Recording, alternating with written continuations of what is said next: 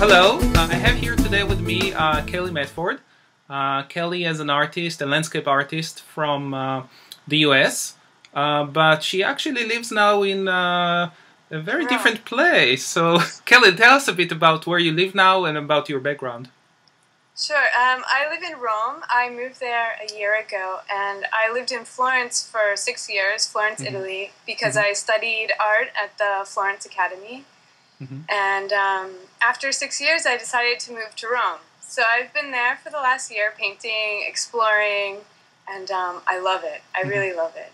Yeah, Italy is one of my favorite places, and I really envy you for... The weather is good for a landscape painter. It's ideal, really.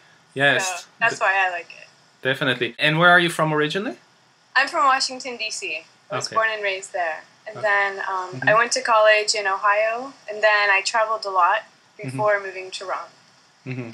Florence, sorry. Yes. Yeah. Subject matter is landscape, and you paint outside, right? Yes, mostly. Obviously, in the winter, it's not always feasible to be outside without freezing or dealing with rain.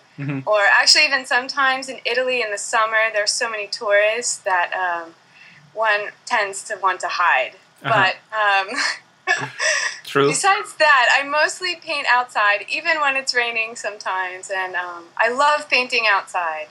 What happened was I studied art in a studio for 1 year in Florence, and it was so dark and serious and quiet that after that year I thought, I really just want to get out of this studio. So I took my easel outside. I'd never done that before, and maybe once or twice, but not seriously.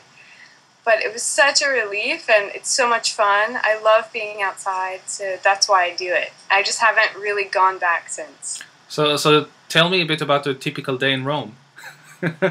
Sure. Of course it involves coffee. A lot of good Italian coffee to get me going in the morning.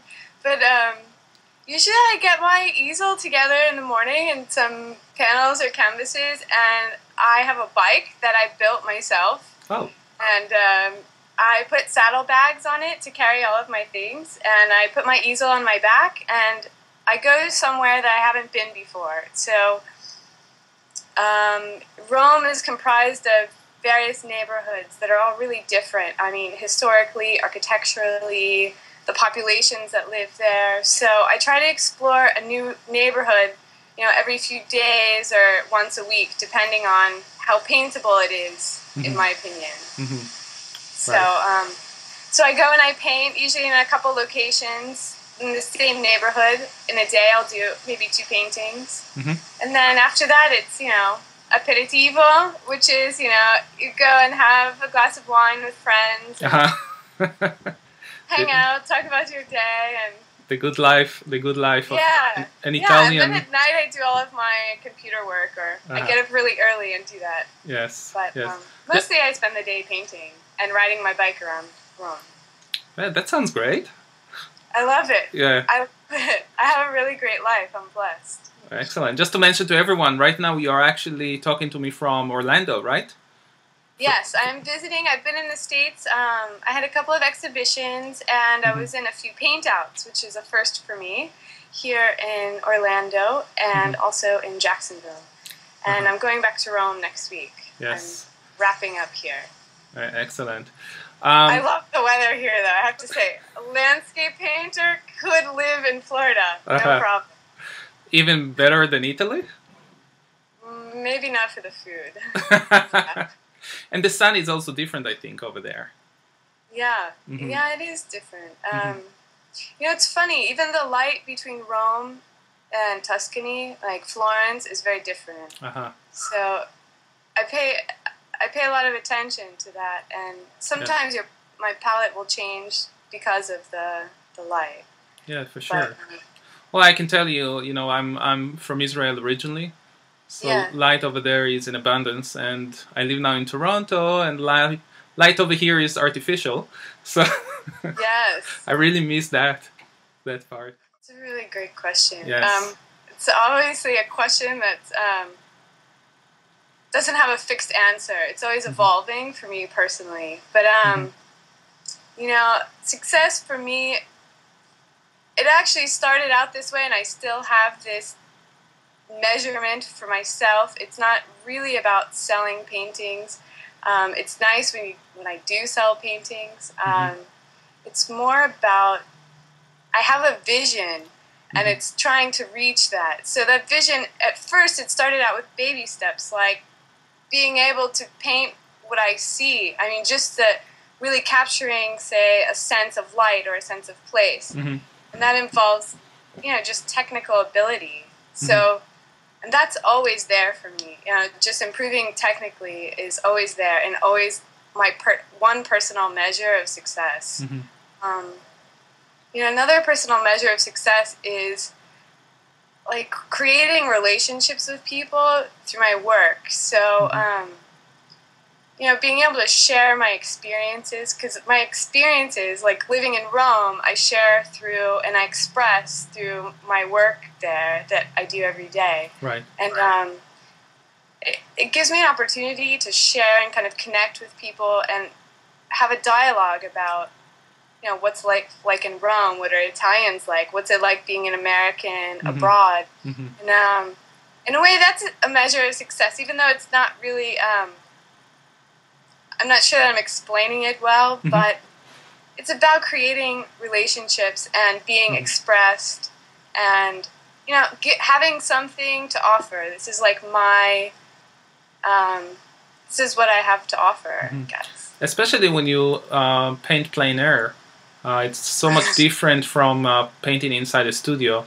People actually enjoy looking at you and watching you paint, and I'm sure you see it every day.